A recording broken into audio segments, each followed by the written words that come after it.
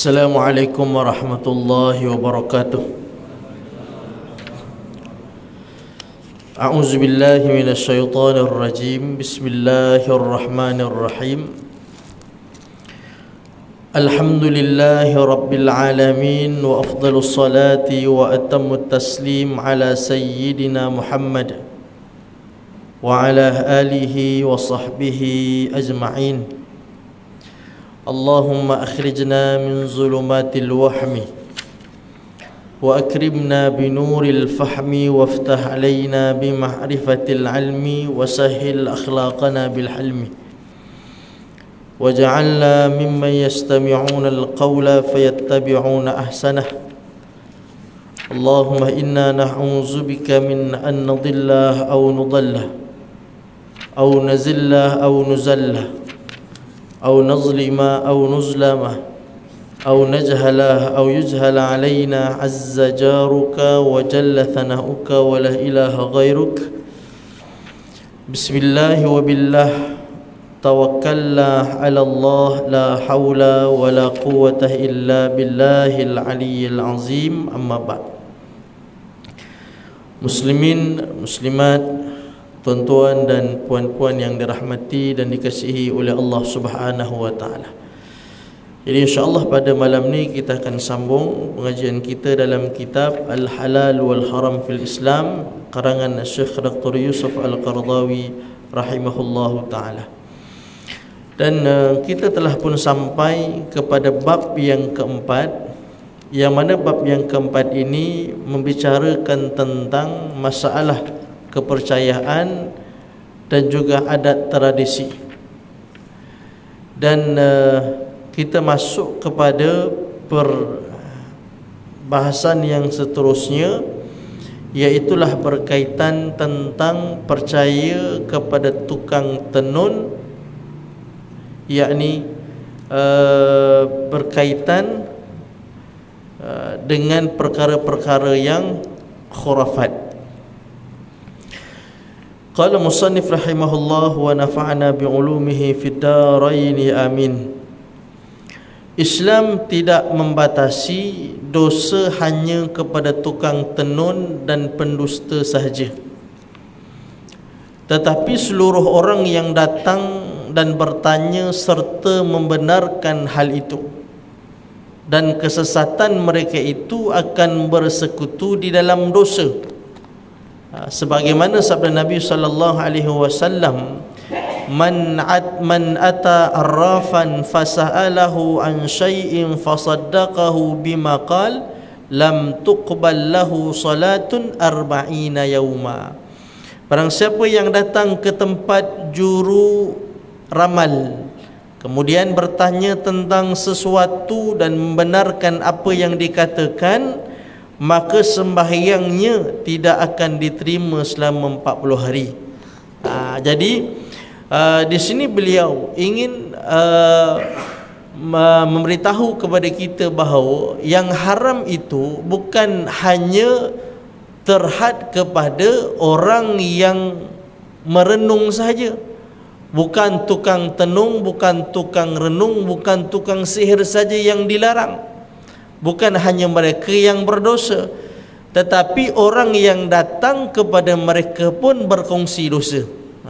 Jadi tukang tenun ataupun dukun ke apa segala macam, mereka itu dilarang oleh Allah Subhanahu wa taala perbuatan mereka itu. Jadi mereka telah melakukan satu perbuatan yang haram dan berdosa besar. Bukan hanya mereka yang berdosa, orang yang datang kepada mereka dan membenarkan apa yang mereka bagi tahu pun termasuk dalam dosa besar. Berkongsi dosa dengan tukang ramal tadi itu. Kita tak ramal pun, kita tak tilik apa pun, kita hanya berjumpa ceritakan masalah kita. Contoh saya hilang kereta, jumpa dengan bumuh, seorang bumuh lah kan, ataupun seorang dukun ke apa ke, kita bagi tahu hilang kereta. Maka dia pun bagi tahu sekian. Maka kita pun percaya Dia kata kamu salah kat sini, saya tengok kamu kena buat begini, kamu kena buat begini. Kita pun percaya dan membenarkan apa yang dikatakan oleh tukang tilik tadi itu. Kata Nabi sallallahu alaihi wasallam, lam tuqbal lahu salatun arba'ina yauma. Sembahyang dia 40 hari Allah Subhanahu wa taala tak terima. Maknanya apa dia? Maknanya dosa tu dosa besar. Jadi menilik ke, meramal ke apa semua, kita dah sebut kan dalam pertemuan kita yang lalu, mesti ada asas dia, mesti ada sumber dia. 3. Yang pertama, mesti ada ayat Quran yang menyokong dakwaan kita ataupun ramalan kita. Yang kedua, mesti ada hadis. Yang pertama, mesti ada ayat Quran, kerana Allah itu maha tahu benda gaib. Jadi kalau Allah Subhanahu wa taala sebut benda-benda yang gaib, jadi betul lah, sebab memang Allah itu tahu benda-benda gaib. Benda yang telah, yang sedang dan yang akan berlaku itu Allah Subhanahu wa taala tahu sejak azali. Maka sebab itu kita percaya dalam rukun iman yang keenam, iaitu percaya dengan qada dan qadar. Apa makna qada dan qadar? Qada, Allah tahu benda yang akan datang. Qadar, benda yang berlaku sesuai dengan apa yang diketahui oleh Allah Subhanahu wa taala. Contoh sekarang pukul 7.45. Pukul 7.50, 5 minit akan datang, kita tak tahu. Tapi Allah tahu tak? Allah tahu. Itu namanya qada. Allah mengetahui sesuatu yang akan datang. Kemudian tepat 7.45 berlakulah sesuatu benda, satu perkara. Jadi perkara yang berlaku itu sesuai, tak pernah tersalah daripada apa yang Allah dah tahu sebelum ianya berlaku. Tadi katalah 7.45, Allah Subhanahu wa taala tahu dalam ilmunya bahawa akan turunnya hujan, contoh. Lah tak hujan lagi, 4 minit akan datang turunnya hujan. Allah tahu. Ini kita bagi contoh supaya tuan-tuan mudah faham apa makna qada dan qadar. Jadi 7.45 atau 4 minit akan datang hujan turun, Allah tahu begitu. Maka tepat 7.50 tepat hujan turun. Jadi hujan turun itu sesuai dengan apa yang telah pun diketahui oleh Allah sebelum turunnya hujan lagi. Sejak daripada azali Allah Subhanahu wa taala tahu dah. Apa makna azali? Yang tidak ada permulaan. Sejak azali, sejak dulu lagi Allah dah tahu dah. Hari ini tanggal 20 berapa hari bulan? Tanggal 25 berapa hari bulan? 26. Tanggal 26 hari bulan, pukul 7.50 Allah tahu turunnya hujan. Bila Allah tahu? Sejak azali lagi Allah Subhanahu wa taala dah tahu. Maka tepat pada hari yang kita sebutkan tadi turunnya hujan. Jadi turunnya hujan itu bersesuaian dengan apa yang telah pun diketahui oleh Allah. Jadi yang sedang berlaku itu namanya qadar. Sebelum berlaku namanya qada. Allah tahu benda yang akan datang berlaku sekian. Itu namanya qada. Macam Allah tahu saya meninggal bila.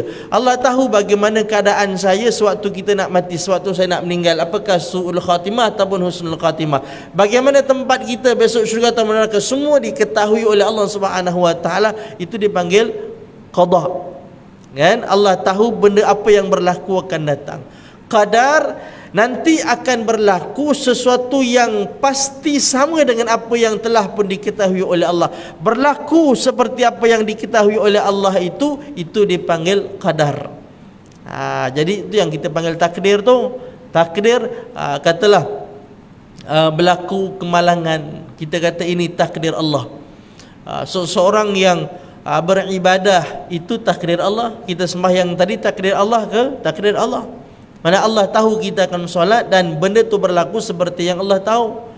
Dan apa yang Allah Subhanahu wa taala takdirkan itu Allah tahu lama dah. Begitu juga Allah takdirkan seseorang yang berada dalam maksiat, dalam dosa. Itu juga diketahui oleh Allah Subhanahu wa taala sejak azali. Orang yang baik awal kemudian ujungnya tak baik, Allah tahu siapa dia. Orang yang awalnya tak baik, ujungnya baik, Allah tahu siapa dia. Orang yang awalnya baik, ujungnya baik. Orang yang awal tak baik, ujung tak, semua diketahui oleh Allah. Jadi kalaulah ramalan kita kan ada asasnya daripada Quran, ataupun kita sebut benda yang akan datang ada asasnya daripada Quran. Contoh, Allah cerita tentang ahli syurga, kan? Allah cerita tentang ahli neraka, Allah cerita tentang bagaimana ahli syurga itu disambut oleh malaikat, kan? Jadi Allah sebut benda yang belum lagi berlaku, tapi kita kena yakin pasti berlaku seperti mana yang Allah sebut dalam Quran. Walaupun benda itu belum berlaku. Mana ada orang masuk syurga lagi, mana ada orang masuk neraka lagi sekarang. Jadi tapi Allah sebut dah keadaan bagaimana ahli syurga nanti disambut, bagaimana mereka dalam syurga, begitu juga dengan ahli neraka. Jadi Allah Subhanahu wa taala sebut tu benda yang belum berlaku. Jadi Allah berhak tak bercakap macam tu? Allah berhak. Sebab Allah tahu benda yang akan datang, sama tahunya seperti mana yang telah dan yang sedang berlaku. Itu satu. Kemudian yang kedua, mesti ada hadis. Kan kalau kita nak bercakap sesuatu yang akan datang, mesti ada hadis dia.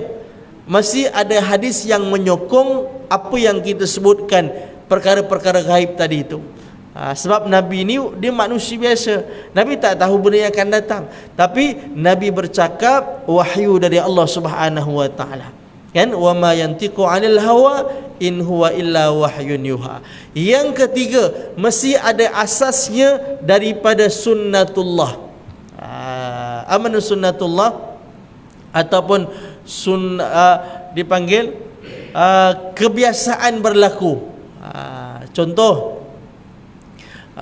pisau membelah daging, api membakar kertas, kan? Apa lagi? Mendung akan datangnya hujan. Maka itu benda yang biasa. Begitu juga apa yang dilakukan oleh doktor-doktor hari ini pun, dia asas dia apa dia? Asas dia adalah daripada sunnatullah tadi itu. Asasnya daripada kebiasaan ataupun dipanggil hukum adatnya begitu. Contoh, orang sakit, kan? Mata doktor ini bagi ubat sekian yang ada kandungannya sekian. Diberikan kepada seseorang, dia kata kamu makan ubat, kamu demam, kamu sakit begini, ya sakit, maka ubat ni sesuai untuk kamu, insya-Allah kamu akan sihat. Jadi dia bercakap benda yang belum berlaku, sihat belum lagi wujud, kawan tu tengah sakit, kan? Tapi dia kata kau makan ubat ni, insya-Allah sihat. Sihat tu belum lagi ada, entah bila, besok ke lusa ke tulak, kita tak tahu, dan mungkin tak sihat sampai bila-bila. Tapi dia bercakap itu berdasarkan ramai mana dah pesakit dia yang sakit macam ni, diberikan ubat macam ni, sihat dia, maka dia bercakap sesuai dengan kebiasaan. Macam kita lah, macam hatta budak-budak pun tahu kalau benda tu dah biasa, dia tahu benda tu akan berlaku seperti ini. Contoh, budak-budak tahu tak kalau kertas itu diletak dekat api akan terbakar? Budak-budak tahu. Macam mana dia boleh tahu? Sebab kebiasaan yang disaksikan itulah yang berlaku. Cuma doktor ilmunya lebih sikit tentang sakit. Orang yang sakit begini, maka sesuainya ubat yang begini, sesuai ubat dia yang ada kandungan yang begini. Macam mana dia boleh tahu? Sebab kebiasaan dia macam tu. Biasanya orang yang sakit ini, maka diberikan penawar yang seperti ini, sihat dia. Macam mana dia boleh tahu? Bukan pasal ubat tu, tapi pasal kebiasaan dia. Allah jadikan penawar ini untuk mengusir ataupun untuk menghilangkan penyakit ini. Doktor dia hafal kebiasaan itu. Tapi bagaimana hakikat penawar ini menghilangkan penyakit, itu tidak ada manusia yang tahu, kerana itu benda gaib. Yang tahu siapa dia? Yang tahu adalah Allah Subhanahu wa taala. Bagaimana kandungan ini ataupun bahan ini boleh menghilangkan penyakit ini, Allah saja yang tahu. Manusia hanya tahu kebiasaan penawar ini menghilangkan dia, tapi bagaimana dia memproses, bagaimana dia bertindak menghilangkan penyakit, itu manusia tak ada yang tahu. Itu dipanggil benda yang perkara gaib yang tidak diketahui melainkan Allah Subhanahu wa taala. Kalaulah manusia tahu benda gaib, doktor tahu apakah ubat ataupun doktor boleh menciptakan satu ubat menghilangkan penyakit, pasti tak ada doktor yang sakit, pasti tak ada doktor yang meninggal. Tapi hakikatnya ada yang sakit, ada yang meninggal. Sebab apa? Sebab mereka hanya berpegang dengan kebiasaan. Sekali Allah tak bagi seperti biasa, maka manusia tak boleh nak dipersalahkan, kerana dia berpegang dengan biasa. Contoh, 1000 orang pesakit yang macam ni diberikan penawar ini, sihat dia. Ternyata orang yang ke 1001 makan ubat tu meninggal dia. Kita tak boleh salahkan dia. Sebab bukan doktor yang menciptakan ubat, bukan ubat yang menyihatkan dia. Selama ni doktor berpegang dengan kebiasaan penawar ini menghilangkan penyakit ini. Tapi orang yang ke-1001, Allah Subhanahu wa taala tak benarkan penawar ini menghilangkan penyakit ini, bahkan berlaku sebaliknya meninggal kawan tu. Manusia tidak boleh dipersalahkan kalau seandainya dia benar-benar jujur dengan tindakan dia. Dia kata aku hanya bagi tahu ini ubat akan memberikan kesan begini dengan izin Allah Subhanahu wa taala, maka dia tak boleh dipersalahkan. Tapi kalau dia kata confirm ubat ni hilangkan penyakit ni, maka dia perlu dipersalahkan. Sebab apa? Sebab dia meletakkan ubat inilah yang menghilangkan penyakit. Tapi kalau disusuli dengan insya-Allah, kalau seandainya tak berkesan, maka dia tak boleh dipersalahkan. Bukan kerana dia tak ada ilmu, tapi kerana tidak diizinkan oleh Allah Subhanahu wa taala. Contoh, kan dia bayar rawatan sampai 100,000 kan masa Covid hari itu tuan-tuan. Nak dapatkan bilik ICU walaupun harganya 100,000 cukup susah. Saya waktu ayah saya kena Covid, nak keluarkan daripada hospital HKL, doktor kata mesti ada tempat yang nak dipindahkan dia. Paling-paling tidak ada ICU lah untuk pindahkan dia daripada HKL, daripada hospital besar Kuala Lumpur tu. Carilah mana-mana hospital. Saya cari yang hospital swasta, KPJ lah apa semua saya cari. Walaupun harga dia lebih kurang 7 hari ke 10 hari macam tu, harga 100,000 lebih. Jadi kita cari, tak ada yang kosong. Jadi penuh ICU masa tu. Saya telefon hospital Pantai ke KPJ ke, sampailah dekat Perak pun semua tanya, tak ada ICU. Walaupun 7 hari ke 10 hari biayanya lebih 100,000, tapi tak ada yang kosong. Contoh, kita merawat, kita minta seorang doktor pakar, kita bayar dia 100,000. Sebab kita tahu kepakaran dia memang ternyatalah memang terserlah ramai pesakit yang datang jumpa dia biasanya sihat. Maka kita pun nak rawatan daripada dia sendiri, kita pun bayar 100,000. Katalah ni 100,000 awak rawat ayah saya contoh. Maka ternyata dia rawat tak jadi meninggal kawan tu contoh kan. Maka dia boleh dipersalahkan ke?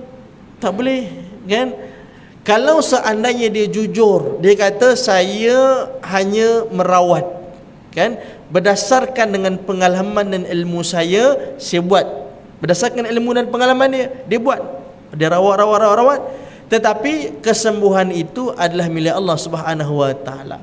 Ternyata bila dah rawat meninggal, maka dia tak boleh dipersalahkan. Sebab apa? Sebab dia dah bagi tahu kesembuhan itu milik Allah.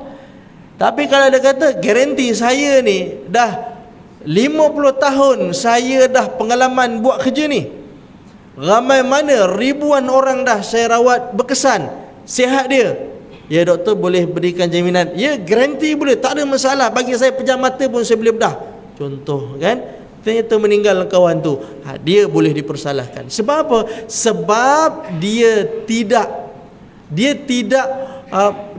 tidak mengarahkan kepada Allah berkaitan kesembuhan.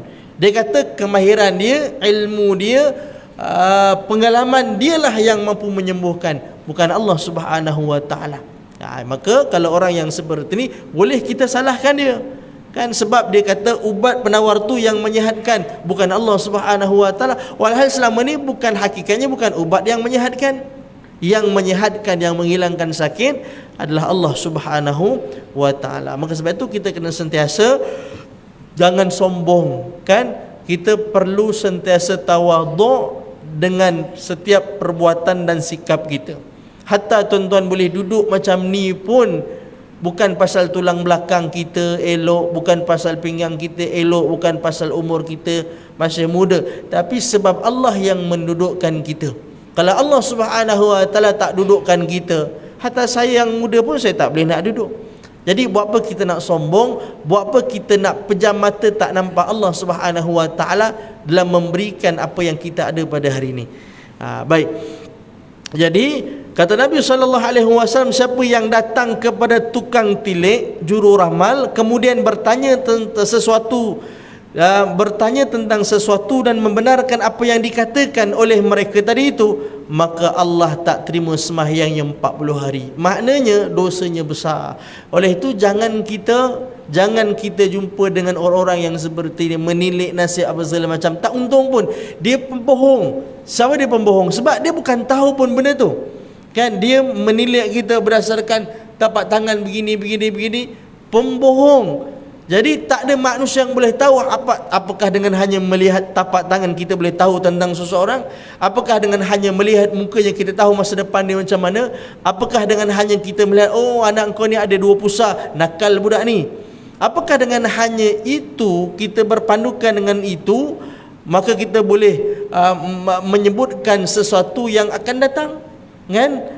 Cuba tuan-tuan fikir, apa kesan kalau kita buat perkara bohong tadi itu? Apa kesan kalau kita percaya kepada pembohong-pembohong tadi itu? Kepada tukang ramal, tukang tilik apa tadi? Apa kesan dia? Kesan dia yang pertama akan menyebabkan orang malas, yang kedua akan menyebabkan orang stres dan berlaku tekanan dalam hidup. Contoh, kan? Dia berpegang dengan satu kata-kata satu orang. Dia kata anak yang walaupun bukan dia jumpa, tapi dia pegang dengan benda tu. Dia pernah ingat kawan dia jumpa dengan satu orang ni kata anak 20 nakal. Jadi dia dengar daripada kawan ni, bukan dia jumpa langsung dengan orang tu. Bila dia dengar macam tu, tengok anak dia keluar 2 pusat. Stres tak dia agak-agak? Oh, stres tu. Kan? Dah lah nak boleh anak pun lepas 9 tahun nikah baru boleh anak. Boleh anak tengok pusat 2 pula. Alamak, baik tak boleh anak macam ni.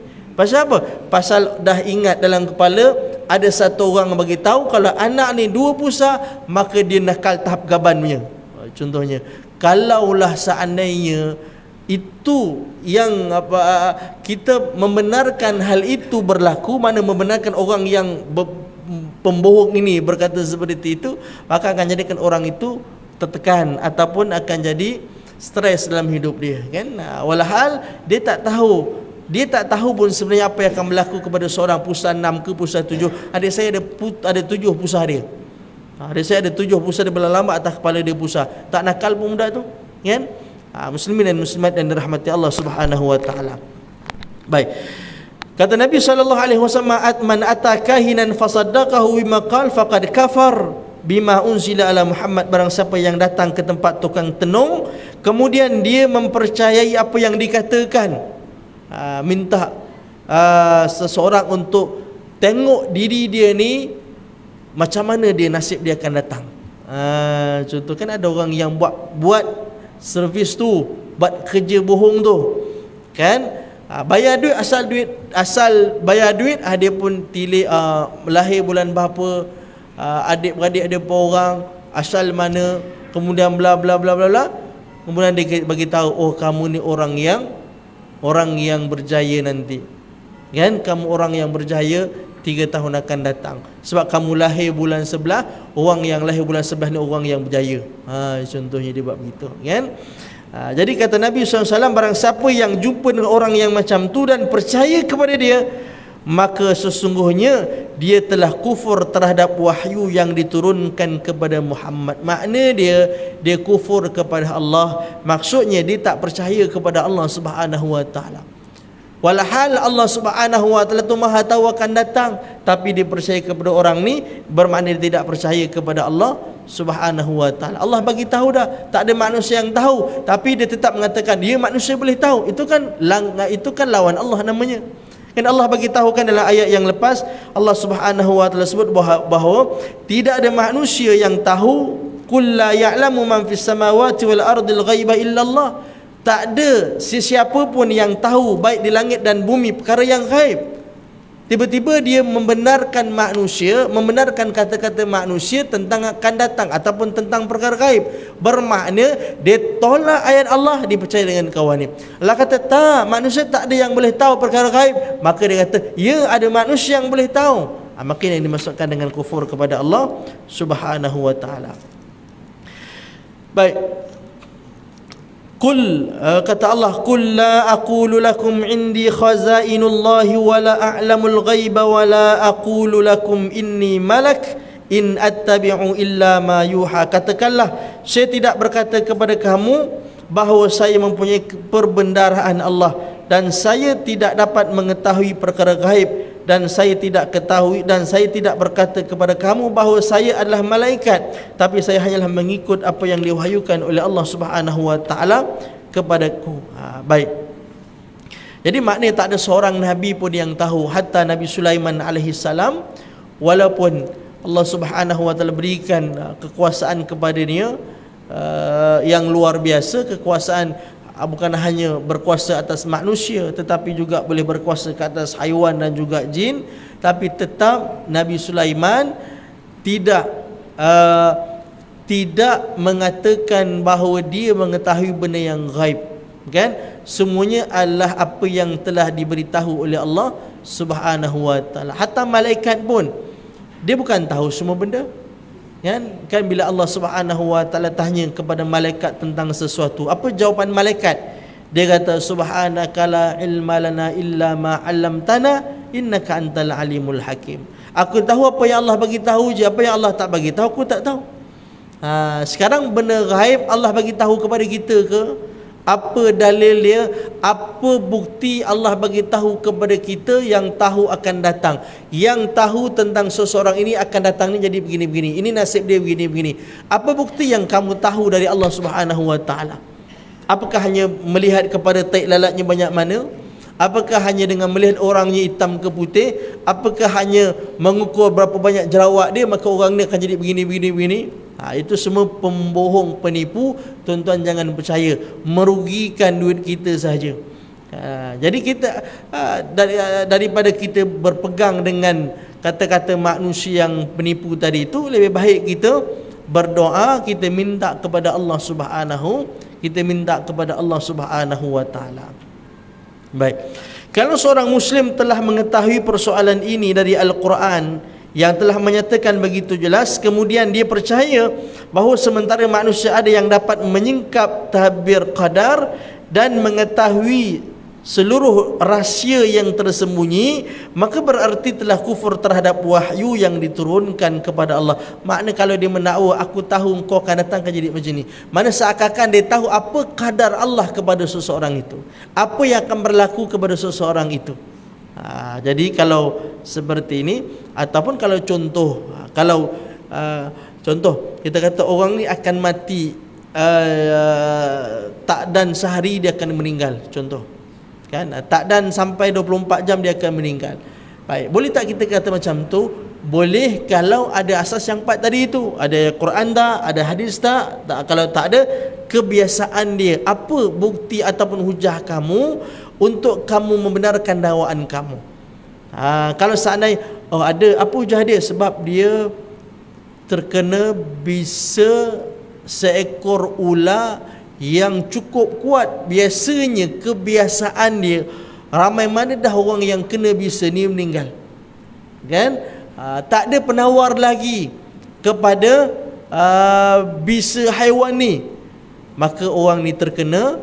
Kita pun kata, kan, kawan doktor beritahulah, doktor beritahu. Jadi ahli keluarga kena bersiap dengan apa saja yang kemungkinan berlaku, kan? Sebab kemungkinan dia tak dalam pukul 3 petang besok dia meninggal. Sebab apa dia kata macam tu? Dia berpegang dengan kebiasaan, kan? Bukan kalau macam tu tak ada masalah, sebab dia berpegang dengan kebiasaan. Dia kata biasanya macam ni, ilmu adat dia, ilmu kebiasaan dia, memang dah ramai dah orang yang kena macam ni meninggal, kan? Jadi kita doa ajalah kepada Allah, moga-moga Allah panjangkan umur dia. Kalau macam tu tak ada masalah, sebab dia berpegang dengan kebiasaan. Ternyata tak berlaku, ternyata panjang pula umur kawan tu. Ada satu orang apa nama ni, seorang jemaah ni lah, dia masa Covid hari tu dia ditidurkan 2 minggu kot, 2 minggu, kan? Jadi 2 minggu ni doktor dah bagi tahu kepada keluarga, bersiaplah. Jadi biasanya dah ditidurkan macam ni, ditidur teruslah. Tapi ternyata Allah Subhanahu wa taala tak izinkan berlaku seperti biasa. Kalau ikut kebiasaan mati dah kawan tu. Tapi Allah tak izinkan berlaku seperti biasa, umurnya panjang sampai ke hari ini. Jadi saya jumpa dia, saya kata, Ji, Haji dua minggu koma ni, tidur ni Haji apa yang ingat, dia kata macam-macam saya mimpi kahwin lagi pun ada, dia kata. Dia kata macam-macam ceritalah berlaku, 14 hari dia kata cerita macam-macam berlaku dalam mimpi. Jadi saya nak ceritanya bahawa kadang-kadang Allah Subhanahu Wa Taala tak jadikan berlaku seperti biasa. Macam contoh, biasa pisau potong daging, pisau boleh potong daging, kan? Tapi kadang-kadang Allah Subhanahu, mana Allah boleh tak jadikan pisau tak mampu nak membelah daging? Boleh. Seperti berlaku kepada Nabi Ismail, kan? Kenapa tak terpotong? Bukan pasal pisaunya tumpul, pisau tajam. Bukan pasal leher Nabi Ismail tu besi, tak, leher macam kita juga. Tapi kenapa Ibrahim letak pisau dekat tengkuk anaknya tak terhiris? Kenapa tak terbelah? Jawapannya kerana Allah tak izinkan. Sebab yang menterbelahkan daging selama ni pun bukan pisau. Yang jadikan dia terbelah itu Allah Subhanahu Wa Taala, bukan pisau. Pisau sekali-kali tak ada kuasa, tak mampu memberikan kesan kepada daging. Yang memberikan kesan hanya Allah Subhanahu Wa Taala. Baik. Kemudian, dan mengetahui seluruh rahsia yang tersembunyi, maka berarti dia telah kufur terhadap wahyu yang diturunkan kepada Nabi sallallahu alaihi wasallam. Kemudian kita sambung lagi tentang mengadu nasib dengan azlam. Azlam ni dengan orang dulu dia pakai anak panah. Contoh, dia nak pergi satu tempat, maka dilepaskan anak panah. Anak panah yang pertama dia tulis okey, on, jalan. Yang kedua tak on. Orang bahasa sekarang lah, tak jalan. Bahasa yang ketiga kosong. Okey, dia lepaskan. Jadi kalau ternyata yang dapat itu adalah anak panah yang kata on, okey, boleh buat. Ini dipanggil azlam di zaman dulu. Jadi seluruh hikmah yang telah kami sebutkan di atas, maka Islam mengharamkan mengadu nasib dengan azlam. Azlam disebut sebagai qadah, iaitu semacam anak panah yang biasa dipakai oleh orang-orang Arab jahiliyah, sebanyak 3 buah. Yang pertama tertulis aku diperintahkan Allah, yang kedua aku dilarang Tuhan, yang ketiganya kosong. Kalau mereka bermaksud akan bepergian, musafir ataupun kahwin dan sebagainya, mereka pergi ke tempat berhala yang di situ ada azlam. Kemudian mereka mencari untuk mengetahui apakah yang diberikan kepada mereka itu dalam hal bepergian ataupun perangan dan sebagainya, dengan jalan mengundi 3 batang anak panah tadi itu. Kalau yang keluar itu anak panah yang tertulis aku diperintahkan oleh Allah, maka dia akan buat. Dan jika yang keluar itu anak panah yang tertulis aku dilarang Allah Tuhan, maka mereka bekukan rancangan itu. Tetapi kalau yang keluar anak panah yang kosong, maka mereka ulangi beberapa kali hingga keluarlah anak panah yang memerintah atau yang melarang. Mungkin kita tak adalah guna itu, atau kita gunakan dadu. Dadu kan dadu ada berapa muka? Satu, berapa? Ada 4 1, 2, 3, 4, 5, 6. 6. Jadi 6. Kita tulis ni 6 on. Nombor genap on, yang tak genap, yang ganjil tak on. Contohnya, kita pun baling dadu. Baling on. Katalah nak pergi ke satu tempat contohnya, baling dadu, pasal nak tahu perjalanan kita ni selamat ataupun tak. Maka kita berpegang yakin selamatnya perjalanan itu berdasarkan kepada dadu. Dia tidak percaya kepada Allah, tapi dia percaya kepada dadu. Dia baling dadu on, mana dia lega. Lega makna aku boleh pergi ya. Tapi kalau baling-baling dadu tak on, bermakna kalau pergi juga dia jadi mana menempah nasib yang tak elok, kan? Ibarat macam menggali lubang kubur kalau pergi juga. Maka ini dipanggil azlam yang berlaku pada zaman dulu. Maka sebab itu dalam hadis ada Nabi SAW melarang orang itu main dadu. Hatta kata Nabi dalam satu hadis, kata Rasulullah SAW, orang yang main dadu itu seperti dia mencelup tangannya ke dalam daging khinzir dan darah khinzir. Dalam hadis yang lain kata Rasulullah, orang yang main dadu itu maka dia telah derhaka kepada Allah dan Rasulnya. Jadi dadu-dadu yang kita main dam tu, jadi kalau main dadu itu kata Rasulullah, dia sesungguhnya telah derhaka kepada Allah dan Rasulnya. Jadi kalau seandainya dadu kita gunakan untuk meramal nasib kita, yang tu salah. Ataupun dadu untuk berjudi, yang tu salah. Tapi kalau hanya main dadu, main dam ula, tak ada masalah pun. Kecuali kalau siapa menang dia dapat duit dengan dadu, main dam ula siapa menang dulu dapat duit, maka itu salah, kan? Tapi kalau hanya main dadu sekadar Dua benda saja. Kalau tak ada judi dan tidak melalaikan, buatlah nak main dadu ke, main apa lagi? Main damaji ke, main domino ke apa segala macam, selagi mana tidak ada judi dan juga tidak melalaikan, silakan. Walaupun ada hadis Nabi kata orang yang main dadu itu telah derhaka kepada Allah, tapi ulama kata ada maksud dia. Maksudnya dadu zaman dulu orang gunakan untuk meramal nasib, untuk orang-orang itu membuat keputusan, satu-satu keputusan. Jadi ini azlam, kan? Orang nak berkahwin contohnya, maka dia tarik satu undi, tengok, kalau kau kahwin juga maka jadi tak elok, maka dia batalkan hasrat untuk kahwin dari itu. Baik. Kemudian yang sama dengan ini ialah apa yang kini berlaku di masyarakat kita, seperti bertenung dengan menggaris-garis di tanah, pergi ke kubur, membuka Quran, membaca piring dan sebagainya. Contoh kita buka Quran. Kalau seandainya kita bukalah contoh buka Quran. Kalau seandainya contoh apa dia? Orang buka Quran ni. Kalau seandainya kat situ ada bilangan ayatnya adalah ganjil, maka aku tak boleh pergi. Kalau bilangan ayatnya genap, aku pergi. Dia pun buka. Buka-buka, ganjil. Maka dia boleh pergi. Kononnya nak ambil berkat Quran tu, tapi perbuatan itu salah. Kenapa salah? Kerana kamu telah mengenepikan Allah, tetapi kamu berpegang dengan makhluk, bukan berpegang kepada, tidak tawakal kepada Allah Subhanahu wa taala. Sikit lagi.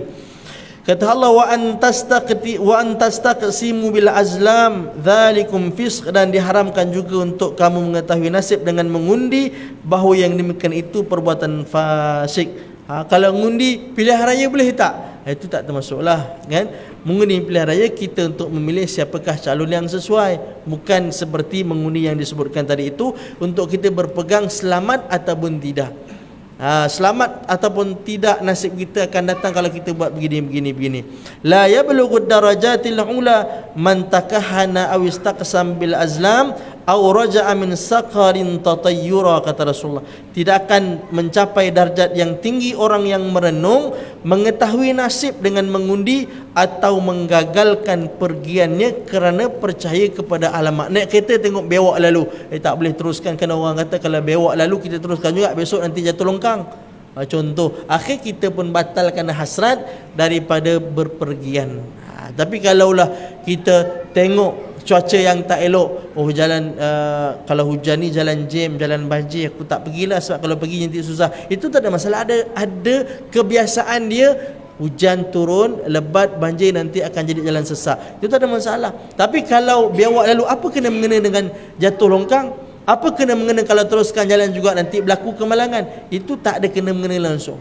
Kalau kita berpegang berpegang dengan nasib kita berdasarkan dengan bewak lalu tadi itu, maka hukumnya haram dan boleh jatuh kepada syirik kepada Allah Subhanahu wa taala. Muslimin dan muslimat yang dirahmati Allah sekalian, itulah yang saya dapat kongsikan pada malam ni. Mudah-mudahan ada manfaat dan juga faedah untuk kita bersama insya-Allah.